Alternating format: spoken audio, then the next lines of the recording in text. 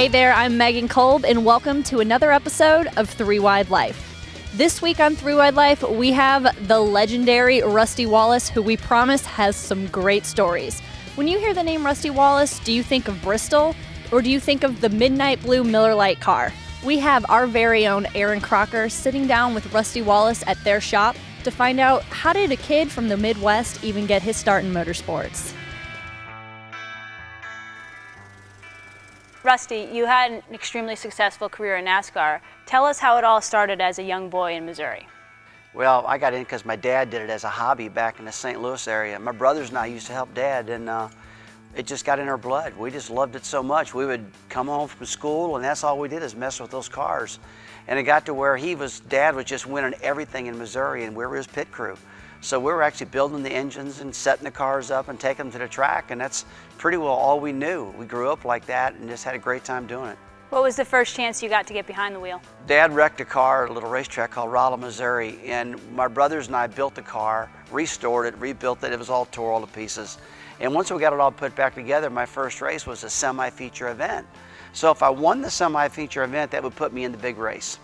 So I went out there my first time out, and I won the race, and I got so excited that when the race was over, I forgot to fuel the car up. And when I got in the big race, I made it, I think, 10 laps into it, and the stupid thing ran out of gas.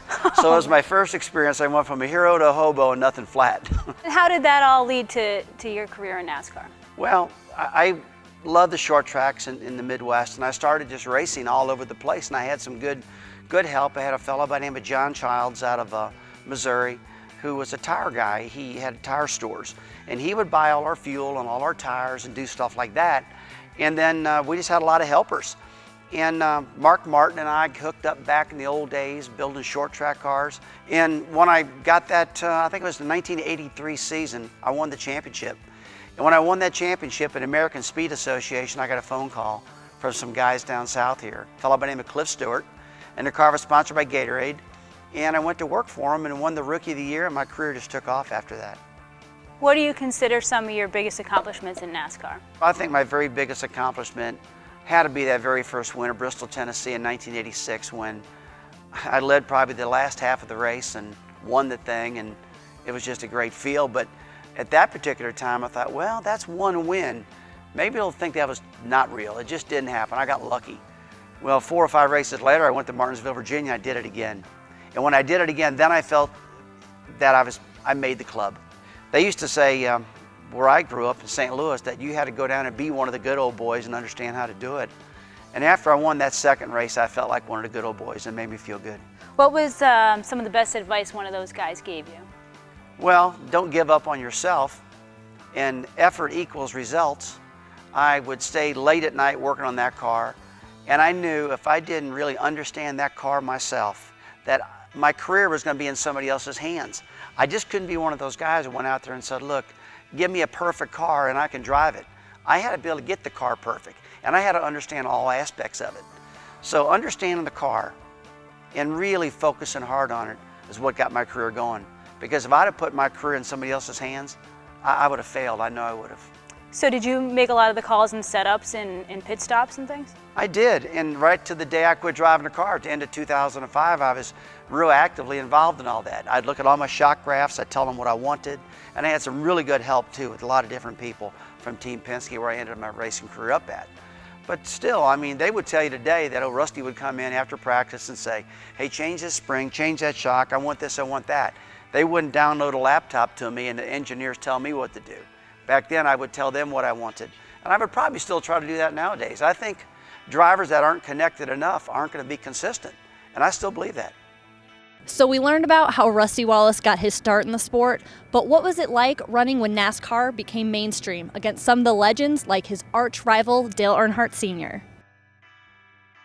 What was it like racing in NASCAR in the late 80s and the 90s? It was a blast. In those years, I mean, the competition was so fierce and it was so aggressive. And you had Buddy Baker, Richard Petty, Rusty Wallace, Dale Earnhardt, Bobby Labonte, Terry Labonte, all of them getting it done on the racetrack. We had 165,000 people sitting in the grandstands of Bristol, rocking the house every time we went to the racetrack, sold out capacity everywhere, beating and banging, people going nuts, and that's what I remember. Who do you consider to be your biggest rival back then? Well, it was definitely Dale Earnhardt Sr. He was always the biggest rival for me. And him and I crashed a lot together, and he beat me a lot, and I beat him a lot. He was the guy that I always looked at. In fact, I thought so much of him that when I would go to the racetrack and I would qualify really bad, heck, I might go out there and qualify like 25th or 30th. But if he qualified like 32nd, I was totally fine. Right. As long as I beat the man, they would drop that flag, and him and I would somehow find ourselves to the front of the pack, and that made me feel good. Can you tell us any good stories? I mean, I'm sure there's plenty, but well, yeah, that you can tell on camera? Yeah, I can tell you a good one. I'll never forget going to North Wilkesboro. And him and I, before that, we were really getting big in the souvenir business, selling a lot of t-shirts, a lot of hats and stuff like that. And I said, man, have you noticed every time we start any bit of controversy, the souvenir trailers just go crazy? He said, yeah, I've noticed that. So we got in the race, and we get going, and he got in the back of me coming off of turn 2, hit me in the back, got me sideways, and it really made me mad. And it's first time I've ever done this to a race driver. I've heard about it, but I came halfway down the back straight, and I just locked the brakes up, and he pile drive me right in the back bumper, and it knocked his grill in, knocked his radiator in, and then he hit me again. I did it again. So then Bill France calls down and said, what are you, he said, it got on the radio and says, he asked the crew chiefs, what are those guys doing? And I radioed back up and said, just tell Mr. France we're selling t-shirts. And so we laughed like crazy, and man, after the race was over, I looked up there, and those souvenir trailers were packed, and those people were so excited, it was unreal. What was it like racing against Gordon and that Evernham guy? Well, he was a guy that just came on so strong, and after he used to be like I was, out there winning all the races, and maybe Earnhardt winning all the races, here comes this young kid with Ray Evernham, and they're starting to whip our tails, and we're like, man, I'm not taking this too good. I don't like getting roughed up by this real young guy, you know. Well, he was calculated on the racetrack. He had a fast car. Ray built him good cars, and that combination was just perfect. And they did a great job out there, but it was hard to take. It was really hard to take for me when I'm out there. And here comes this other guy, and just whips you week after week. It was hard to take. But it was pretty rough and tumble back then. We had a good time, but we were really having a tough time with those Rainbow Warriors. They were aggravating the you-know-what out of me big time. They were really getting in me. How do you think the competition level today compares to what it was, say, in the 90s? There's more drivers now that can win than there was back then. Back then, there was like 10 of us that could get it done pretty regular. I would say there's more that can do it now if they got a good day. But the races now are just so doggone calculated. I mean, you've got to have all this engineering, and it's a very scientific approach. Back then, it was pretty well seat of the pants type stuff. I mean, no engineers, none of that. You just had to get up on the wheel and wheel that thing. What are your thoughts on the state of NASCAR right now? Well, it's pretty healthy. NASCAR is healthy, no doubt about that. Although they do realize that they've got to get the racing better. They just want to get the cars running closer and get them running more side by side, and that's what we used to have in the past. A lot more side by side racing, a lot more body contact, a lot more stuff going on. But you can read a lot of statistics. You can look at numbers, and when you look at the numbers, you would say, well, Rusty's wrong for saying that. But you can ask the race fan, and they'll say, look, all I can tell you, when I look at the racing back then, I liked it better than what I'm seeing now. Going back to your career, what trophy is missing from your trophy case? Definitely the Daytona 500. I'll never forget my very last race. Going into that race, and I'm thinking, I got to close this deal. I got to win it now. And I led that day a lot, and the car ran strong. I had a real good car, and I'll never forget the overcast coming, track got cool. My car was really handling good, and all of a sudden the cool track made everybody's car handle good. And I finished 10th, I think it was. 10th place, hey, the Daytona 500, pretty good, right? But for me, it wasn't, because I wanted to win that very last shot I had, and it was emotional too, because my wife hardly ever comes down to the garage area after the race. But that race, I pulled in the garage area, and the first person to meet me in the car was my wife. And she knew that I felt really bad. And I'm like, man, I lost my last shot. In 2005, when Rusty Wallace was at the height of his career, he made the tough decision to hang it up in retirement. While he's accomplished so much and has so many wins, do you think he has any regret for making the retirement decision? Speaking of tears and leaving, what led to your factors of retirement in 2005? Well, quite honestly, I had an offer with ESPN to go to work for those guys, to be their lead racing analyst. I knew my career was going to wind down pretty soon. Although, looking back at it, I wish I would have listened to all my crew guys instead of other people. And I'm not blaming anybody on anything except my crew guys. I was on top of my game. I was running up front, top 5s, top 2s, top 3s, winning, stuff like that. And I said, well, I'm going to hang it up. I'm going to hang it up when I'm on top. And I wish I'd have won at least another 3 more years. I really do, because I miss it. I still miss it real bad today. As a driver or an athlete, retirement's something that people don't like to think about. Was it something you had thought about during your career? The last couple of years, I said, well, I'm doing pretty good right now. And Roger Penske's a great friend of mine and my mentor. And he said, I want you to go, I don't want you to be hurt in these cars. You've won everything in the world. You don't have nothing to prove. I'd like to see you go out on top of your game. It made perfect sense, right? But yeah, it made perfect sense. And if I said that to anybody else, they'd all agree. Oh yeah, that's right. That's what to do. That's what to do. Go out on top. You've won everything. Yeah, but I'll tell you what, I'll never forget when that flag fell in Homestead in 2005. I was sick because I knew that was the last time I was ever going to get in a car. And then what was next? 3 months later, I'm back at the same racetrack with an IndyCar hat on, and I'm doing the broadcast for ESPN on IndyCars. I'm dressed in all kind of different clothes than I've ever been accustomed to. I got a suit and tie on, which felt weird. But once I got behind the microphone, I felt fine. But all the stuff leading up to it, walking the garage areas and saying, what's it going to take to get around the track? When I knew the answer, but the networks really want you to say, I talked to this guy and this guy said. I still do that. I'll ask them a question, they go, what are you talking about? You know the answer. I said, I know the answer. I just need to hear it from you if you don't mind. Need your perspective, yeah. How hard was it to go back that first day, like you talked about, to walk into the garage area not as a driver? It was terrible. I was almost mad, cocky feeling, I was defiant. I was like, I just left the sport on top of my game, and now I'm not part of that. I'm a broadcaster, which I love. Yeah. I love being a broadcaster, but hey, I cut my teeth behind those wheels, man. That's what I want to do. I want to get back there and feel part of the team, and I couldn't do it no longer. So here we are now, 6 or 7 years since I quit driving, or maybe longer, and I still miss it. I wake up going, I can still do that. I can still do that. What is it that you miss most about your driving days? I just still think it's that competitive. That's putting that uniform on, putting that helmet on, and running 500 miles, or getting out sweating like crazy, and feeling good about what you did, instead of just standing there watching them. Yeah. Did you ever consider a partial schedule like Bill Elliott or Mark Martin have done? I did consider a partial schedule, and I watch a lot of people do those partial schedules, and they always failed. This sport is so hard. To leave it for 1 week and come back and think you're going to get it done the following week is really hard to do. For any driver that's been out for a long time, look, he might be able to go to Daytona the first race where you run wide open around the racetrack and handling's not much. He could maybe get away with it there. Yeah. But when you start going to some of those shorter tracks, those 1.5 miles, where you got to really figure the car out, you got to really wheel it, you're probably not going to run too good right off the bat until you get some rhythm going again. And just about the time you get some rhythm going again, then you're off for 3 or 4 more weeks because you're a partial scheduled driver. So I never did consider it much because I watch people fail doing that. Will you ever race anything again? I probably will. I haven't in a while, but I really enjoyed running the 24 Hours of Daytona. It was just a lot of fun running that 24 Hours of Daytona, and I said I would do it the following year, and I got real busy and didn't do it. Alan McNish was our lead driver, and this guy is just incredible. I learned so much from McNish and Yammers, and have Danica on board right off the bat. You did a really good job driving those road courses. But just recently, I got a phone call from my old 2 car, and they asked me to go do the first day of testing at Daytona for them. You mentioned owning a team. Can you tell us a little about the team that you currently still own?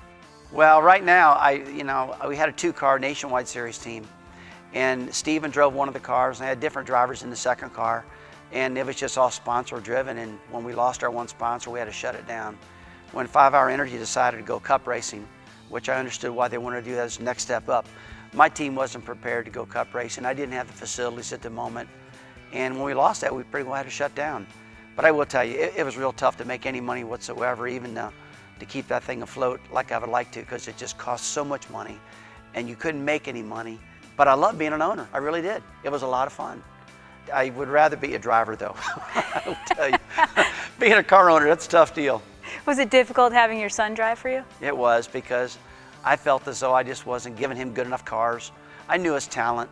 We put him in the ARCA series and he won everything. We put him in the short tracks, he won everything. I put him in the Nationwide series and he grabbed 3 or 4 poles right off the bat. Did a lot of wrecking growing up, then finally that stopped. Just about the time you really start maturing as a young racer, doing really good, that's when we had to shut the team down. So the timing was bad, but now we're trying to get them fired back up and see what we can do. Yeah, so if a sponsor came along today, would you fire your team back up? Yeah, if a sponsor comes around for what I want to do, I'd turn the lights back on, light it back up, and get after it again. Retirement isn't easy for everyone, especially for an active guy like Rusty Wallace. Rusty certainly has not walked away from the track. Let's find out how he still stays involved in the sport. What are some of the other racing-related projects you're involved in? I know you do stuff with the NASCAR Foundation, and you mentioned Iowa Speedway. I love the NASCAR Foundation. I work with those guys quite a bit, and me being a car guy, the last couple of years we've built these special cars that took a massive amount of time to build, which are really high quality cars. We take them to Barrett-Jackson, to the big auto auction in January. We built one last year that was just a beautiful Mustang. This year we built a beautiful Gen 6 2014 Ford Fusion with it's close to 1,000 horsepower, solid aluminum engine in it, just an incredible car. We're getting ready to build another one for the 2015 SEMA show. I love doing those special projects, and in fact my son would say, "Dad, why do you like building these things so much?" I said, "Stephen, have you ever watched a team put the effort into building a Daytona 500 car?" He said, "Yeah, it's a massive amount of work." I said, "Yeah, they make these things just perfect. They're gorgeous, they look beautiful. Then they take them on the racetrack, Steve, and they make it 15 laps in a race, and they destroy them." I said, "Now we can put that same effort in one of these cars, and somebody have this thing forever, and it's a beautiful masterpiece." And we just made a lot of money and gave it all to the NASCAR Foundation to benefit children. It makes you feel real good. What are some of the things about retirement that you didn't expect, maybe for the good or for the bad? Just the loneliness at times, to not being behind that car, the eye rolling, the dead stares in the sky going, "Why'd I quit?" And I can still lay there in bed and imagine I'm walking out on the grid, and I look up at all the fans in the grandstands, and they announce my name, and everybody goes, "Ah!" And now you don't hear that no longer, you know, so that's a real empty feeling. And then people always ask you, "What should you do? What should you do?" And people don't ask you those questions as often. They still do ask us a ton, being analysts. But it's just, you know, not being dead in the middle of driving a car and making decisions. And before I went to ESPN, I can honestly tell you, I've never had one boss in my life. Roger Penske was my partner, and Roger relied on me and the guys to run that team at the racetrack. And that's what I did. And now, you know, when you do things for other people, you got a lot of bosses and a lot of opinions, and that's something I'm really finding myself I have to adjust to. And it's hard. It really is. It's just not easy. Because if I say, "Let's do this," somebody says, "No, I don't want to do that." I'm going, "No, what do you mean? I've never had anybody tell me that before." "No, I want to do this, and we're going to do it," you know. So I'm just getting adjusted to normal life. I know Ray's talked about just the travel and lifestyle from being a team owner or whatever, crew chief, where you always had a PR person waiting for you. You always had people driving you everywhere. Tell us a little bit about some of the lifestyle changes. And let's talk about Ray for a second, because I'm doing ESPN, and I still got, I'm at the racetrack with all my stuff, okay? And here's Ray. He's won everything in the world, championship crew chief. He shows up at Daytona by himself. He didn't have a parking pass. He didn't know how to get in a racetrack. He didn't know anything to do, and I sensed it. So I put my arm around him. I said, "No, hey, you're right here. This is where we're hanging. This is where you're parking. You're going with me." And I actually think he felt a lot better, because it was a lonely, doggone feeling when you show up at a racetrack for the first time, and you're not an owner, and you're not a driver, and you're not a crew chief. You're just there. And I know for him it was a sick feeling, and it was a sick feeling for me too. Yeah. So what are some of the fun things that you've been able to do now that you're not competing full time? I'm a professional bad golfer. I am really, really good at playing bad golf, but I get to go hang out with some of the coolest people. I've been able to go over to the Goodwood Festival of Speed in England and run some historic cars. You know, I'm still an avid pilot. I got about 11,000 hours in airplanes right now. And right now we got 6 car dealerships, getting ready to start on our 7th car dealership. So I'm real active, but I still miss that driving. You've been inducted in numerous Hall of Fames, including the NASCAR Hall of Fame.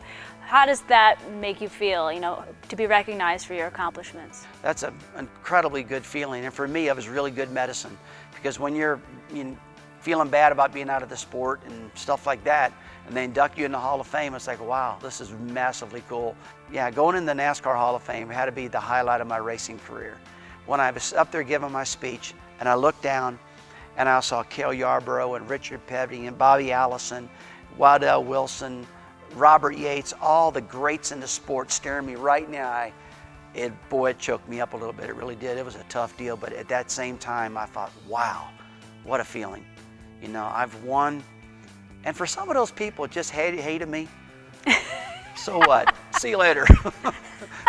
Because I'm in the Hall of Fame, man. What advice would you give to someone like Jeff Burton who's retiring from full-time competition?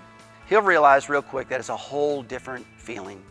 He'll realize that, you know, there'll be a lot more people to answer to. There's a lot more opinions. And he's paid to be an analyst. So my advice to him is be an analyst, be yourself. Be yourself all you can be. But he's won races and he's qualified. I would tell him just try to enjoy it all you possibly can. But it's not a warning, it's a promise. It's a lot different than you ever expected. Well, thank you, Rusty, for taking the time and doing this interview. You go out and enjoy your bad golfing. I will do that. Thanks a lot. It's been fun. Well, that's going to do it for another episode of 3 Wide Life. Thanks so much to Rusty Wallace and Aaron Crocker for giving us some great stories. Make sure you guys are keeping up with us on social media, Facebook, Twitter, and Instagram, along with 3WideLife.com, where we are constantly providing you with new stories and updates. Until your next race, keep living the 3 Wide Life.